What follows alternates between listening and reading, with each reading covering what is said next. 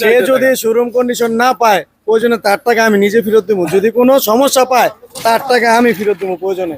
আমি ভিডিওর মধ্যে বলে দিলাম, এর চেয়ে তো বড় কথা আর থাকে না। এরকম চ্যালেঞ্জ এতে বড় কথা আর একটা মানুষের জীবনে কিছু থাকে না। যাই হোক, আসলে আসলে একটা কথা কি ফারুক ভাই, আপনার কাছে না আসলে বুঝতে পারতাম না যে আপনার ব্যবহারটা কিরকম।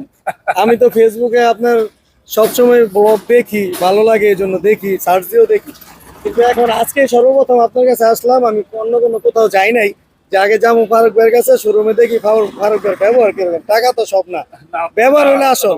আপনার ব্যবহারে আমি অনেক স্যাটিসফাই, এই কারণে আমি অন্য কোথাও যাই নাই, আপনার সাথেই মানে ব্যবসাটা করলাম। যাক আলহামদুলিল্লাহ। অবশ্যই আমার এই দুই কলিজার ভাইয়ের জন্য অবশ্যই আপনারা দোয়া করবেন, আপনাদের জন্য আমরা দোয়া করি, তার ফ্যামিলির জন্য দোয়া করবেন, আপনাদের জন্য আমরাও দোয়া করি ইনশাল্লাহ, আপনাদের ফ্যামিলির জন্য দোয়া করি, প্রাণ ভরে দোয়া করি ইনশাল্লাহ। একটা কথা বলি ফারুক ভাই, এই গাড়িটা মানে যার ভাগ্যে থাকবে, আপনার দোকান থেকে এই গাড়িটা যার ভাগ্যে থাকবে, যে ব্যক্তি নিবে প্রয়োজন